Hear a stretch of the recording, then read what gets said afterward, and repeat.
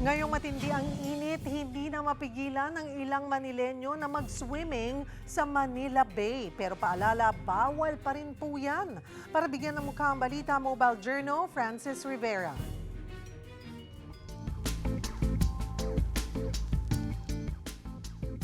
Malapit lang sa daungan ng barko ang Base sa Tondo, isa sa pinakamalaking barangay sa lungsod ng Maynila. At dahil mainit, tila di mapigilan ng mga residente rito na lumublob sa Manila Bay. Nagpipiknik pa. May cottage na rin dito na 10 pesos per head lang. Bansag na nga nila rito, Baseco Beach. Pero pagpunta ko rito, kitang-kita ko mismo na may mga naglulutangan pang basura. Gaya na lang ng plastic, bote at mga basura na kadalasan sa estero nakita. Hindi rin maikakaila ang masangsang na amoy sa paligid. Pero dead ba raw ang mga nagsiswing? Mga nakikita basura. Yun naman kasi pinapadpad naman ng hangin. Siyempre, pag napadpad ng hangin, ito na yung pinaka parang punduan nila. Dito na iipon lahat. Alam naman namin yun, pero dito na kasi halos kami lumaki eh. So, buhay pa naman kami. Isa pa, wala naman daw sumisita sa kanila.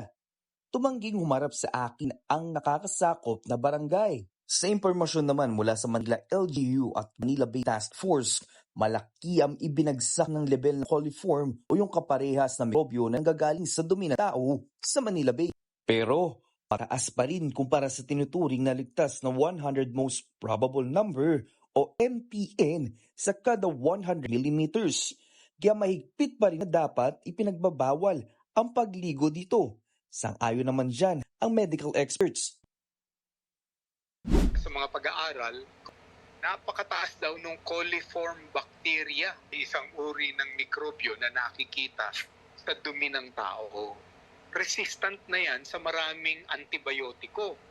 Pwedeng pumasok yan sa mata. Kung bukas ang mata nung sumisisid, edi magkakaroon siya ng conjunctivitis dyan. Kung malulunok nila yan, magkakaroon sila ng gastroenteritis dyan.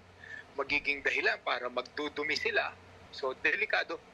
Sa mga taga Maynila, kung gusto talagang mag-swimming ng libre, mayroon namang 7 public swimming pools na binuksan ng LGU na libre din lahat.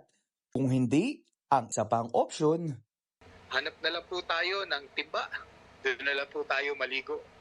Mga kapatid, Mobile Journal, Francis Rivera po. Hatid ang mukha ng balita.